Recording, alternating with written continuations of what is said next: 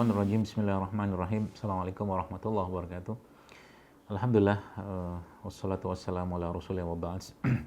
Asyhadu an la ilaha illallah wahdahu la syarika lahu wa asyhadu anna Muhammadan abduhu wa rasuluhu bi ba'da. Allahumma shalli ala Muhammad wa ala ali Muhammad kama shallaita ala Ibrahim wa ala Ibrahim wa barik ala Muhammad wa ala ali Muhammad kama barakta ala Ibrahim wa ala ali Ibrahim innaka Hamidum Majid. Alhamdulillah, di siang hari ini kita masih diberikan kesempatan oleh Allah Subhanahu wa taala untuk menggali terus apa-apa yang ada pada agamanya ini, agama yang sangat sempurna, yang agama inilah yang menjadi panutan, panduan kita selama hidup di dunia ini. Dan tidak ada agama lain di sisi Allah. Inna dina indallahil Islam, bahwa sesungguhnya agama di sisi Allah hanyalah Islam.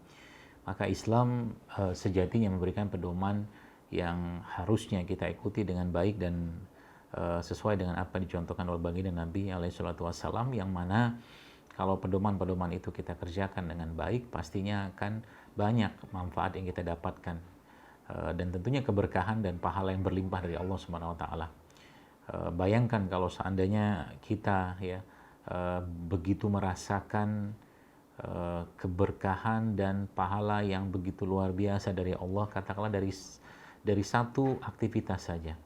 Saya kadang membayangkan kalaulah satu tulang rusuk kita itu atau sendi-sendi kita itu dihargai dengan 1 juta, dan katakanlah total rusuk-rusuk atau sendi-sendi kita itu katakanlah jumlahnya 360 sendi ya. Maka 2 rakaat sholat duha itu sudah sedekahnya kita pagi-pagi sekitar 360 juta kan. Coba bayangkan, luar biasa. Allah memberikan keutamaan yang luar biasa kepada kita yang memang menghambakan dirinya kepada Allah Azza wa Jalla, dan pastinya dengan apa-apa yang sudah dicontohkan oleh baginda Nabi SAW. Teman-teman sekalian, mungkin sedikit saja intronya supaya nanti kita lebih banyak sesi tanya jawabnya, dan mudah-mudahan Allah mudahkan kita semua sehingga dari situ kita bisa mendapatkan hikmah yang besar. Baik, kalau kita bicara saya kira mungkin tentang Islam, dan sudah paham lah insya Allah semua ya, bahwa sebenarnya sunnah-sunnah Nabi kita SAW itulah petunjuk yang terbaik ya. Petunjuk terbaik maksudnya kalau dikerjakan dengan benar ya, maka subhanallah harusnya kita menjadi umat yang paling sehat ya, paling kuat ya, paling katakanlah tahan banting gitu kan. Dan itu sebenarnya sudah dicontohkan ya oleh para generasi soleh atau salafus soleh zaman dulu, yang mereka membuktikan bahwa dengan kekuatan mereka itu atau mungkin kekuatan ruhiyah mereka dan iman mereka itu, mereka bisa menjadi pemimpin dunia dengan aman, sentosa, dan dunia saat itu emang jauh lebih baik dipimpin oleh umat Islam atau generasi emas saat itu. Nah, kenapa bisa seperti itu? Ya tidak lain tidak bukan karena mereka kembali memang mereka mengikuti apa-apa aturan dari Rasulullah itu yang dijelaskan dengan sangat baik, dan tinggal kita sekarang mengikutinya saja.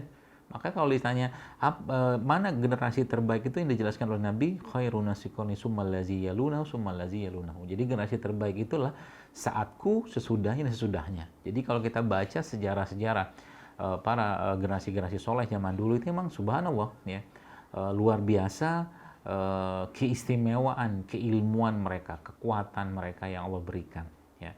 Nah, maka mudah-mudahan siang hari ini kita bisa belajar ya untuk mengenal itu semua, dan pastinya ini review saja dari apa atau keseharian Rasulullah SAW. Jadi Bapak Ibu sekalian, jamaah Majelis Taklim Excel ya yang saya hormati.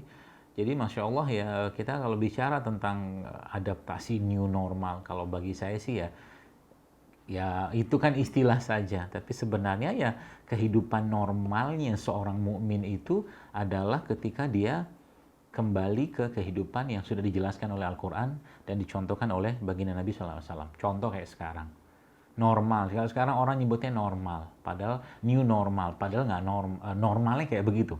Buktinya apa? Baik. Iya, sesama orang yang tidak semahram ya, misalkan laki sama perempuan yang nggak semahram, kan nggak boleh salaman, ya nggak boleh salaman. Ya, itu kan sudah sebuah hal yang normalnya kayak begitu dalam Islam. Sekarang disebut itu new normal gitu kan. orang nggak salaman itu kan, dulu biasa salaman gitu lah. Atau mungkin apa tuh namanya, menjaga apa namanya, bukan jarak, kalau jarak sih enggak ya. Kalau saya mengatakan ya banyak hal-hal yang dulunya itu yang sebenarnya begitulah normalnya Islam, itu sekarang dianggap new normal. Mungkin disitulah skenario-nya Allah ya untuk membuat kita atau mengajak kita kembali kepada agamanya ini ya. Jadi kalau kita bicara misalkan Rasulullah SAW ya, kita bicara tidurnya Nabi, kita pelajari tidurnya Nabi dulu. Kayak sekarang zaman saya males sih nyebutnya kebiasaan baru, saya sebutnya ya keadaan saat ini aja lah gitu kan. Karena nanti bisa jadi ada kebiasaan berikutnya, ya sudah kita sebutnya kebiasaan yang sesuai dengan Al-Quran dan Sunnah saja. Ya, itu jauh lebih baik untuk kita untuk memahami, meneladani sesuai dengan kita sebagai seorang mukmin. Ya, kita bicara tidurnya Nabi saja. Tidurnya Nabi itu sebuah tidur yang luar biasa. Ya, kenapa? Nabi mencontohkan kepada kita tidur yang sempurna. Ya, beliau tidak tidur di 3 waktu, ba'da asar, ba'da subuh, dan ba'da maghrib. Itu beliau nggak tidur di waktu itu, 3 itu. Jadi tidurnya beliau seperti apa? Ya, sebelum zuhur dan sesudah zuhur. Itu pun sedikit ya. Kemudian nanti beliau tidur ba'da isya, nanti malam bangun lagi. Kemudian antara azan subuh dan qomat subuh itu beliau tidur sebentar ya, beliau tidur sebentar. Itu tidurnya Nabi kayak begitu. Nah, kita ikutin. Kalau sekarang kita bicara tentang kenapa tidur menjadi sesuatu hal yang penting, katakanlah kalau kita bicara tidur kayak zaman sekarang dalam kondisi kita saat ini wabah ini ya, gitu seperti itu. Maka saya katakan bahwa Masya Allah ya, tidur itu sebuah karunia yang sangat luar biasa besar dari Allah untuk menyehatkan badan kita.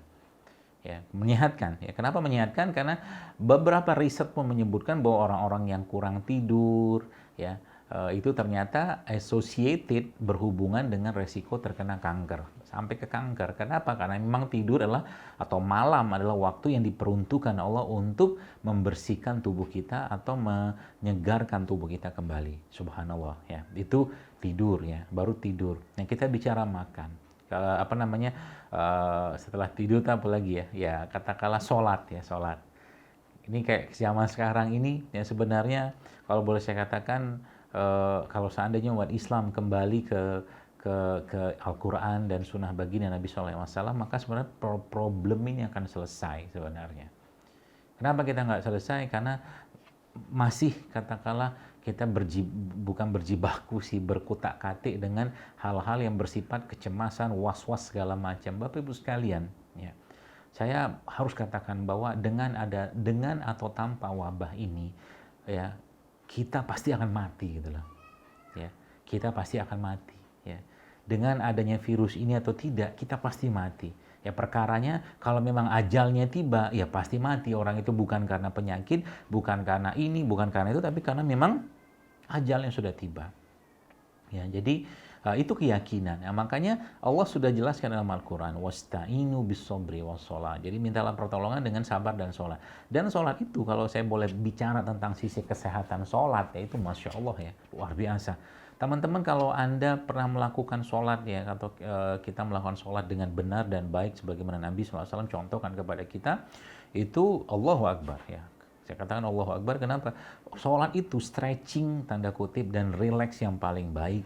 Jadi kayak sekarang ini, ya mumpung katakanlah masjid juga belum normal-normal banget gitu kan, ya kita perbanyak sholat-sholat sunnah ya.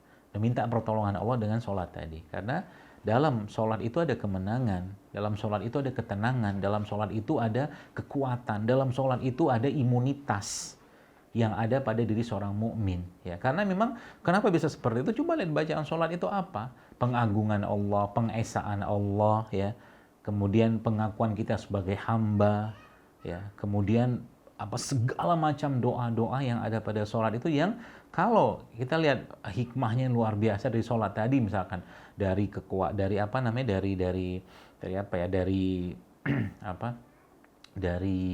gerakan-gerakannya dan bacaannya, subhanallah ya, itu subhanallah. Kemudian kita lihat lagi Bapak sekalian ya, pedoman-pedoman yang lain kayak mungkin yang berpuasa salah satu cara kita. Jadi kayak zaman sekarang ini, misalkan ya ada orang, ya na'udzubillah min zalik ya, takdir Allah mati karena COVID dan ternyata dia mati dalam keadaan berpuasa, insya Allah matinya baik. Bahkan beberapa ulama pun menyebutkan dan beberapa hadis menyebutkan bahwa mati dalam keadaan wabah itu mati yang syahid, sebagaimana Abu Ubaidah Al-Jarrah radhiyallahu anhu ya juga mati dalam keadaan wabah saat itu di Palestina ya. Jadi seperti itu. Jadi kalau kita bicara tentang kebiasaan baru ini, maka bahasa saya fafiru ilallah, kembalilah kepada Allah, kembalilah kepada Al-Qur'an, fattabi'uni yubikumullah yaghfir lakum dzunubakum, ikutin aku kata Rasulullah. Artinya apa?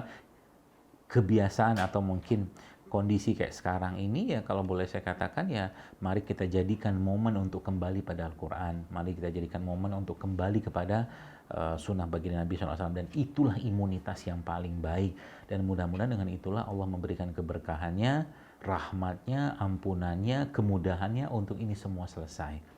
Jangan sampai ini sudah ujian didapatkan, tapi ujian, habis selesai ujian nggak ada juga perubahan, habis ujian nggak ada juga perbaikan, habis ujian nggak naik juga iman ya. Terus apa hikmah ujian gitu kan? Maka kondisi kayak sekarang ini ya, yang makannya berlebihan dikurangin, karena makan tuh bagian dari lemahnya iman. Yang katakanlah tidurnya berlebihan ya, atau mungkin yang hal-hal yang nggak bermanfaat berlebihan dikerjakan, itu ya kurangilah ya, karena mukmin itu hidup katakanlah dengan secukupnya, kalau bahasa kita mah zuhud lah ya. Zuhud itu maksudnya bukan kita meninggalkan dunia, bukan pakaian compang-camping, bukan. Tapi kita menjadikan akhirat itu ada di dalam hati kita. Menjadikan pertemuan dengan Allah itu sebagai tujuan tertinggi kita. Ya, itulah zuhud. Ya, kalau orang sudah zuhud itu, maka ya hal-hal duniawi itu tidak akan terlalu meresahkannya, karena toh kita akan mati dan kehidupan yang paling kekal nanti ada pada surga bersama Allah dan bersama Rasulullah dan orang-orang solehnya. Wallahu a'lam bishawab. Mungkin itu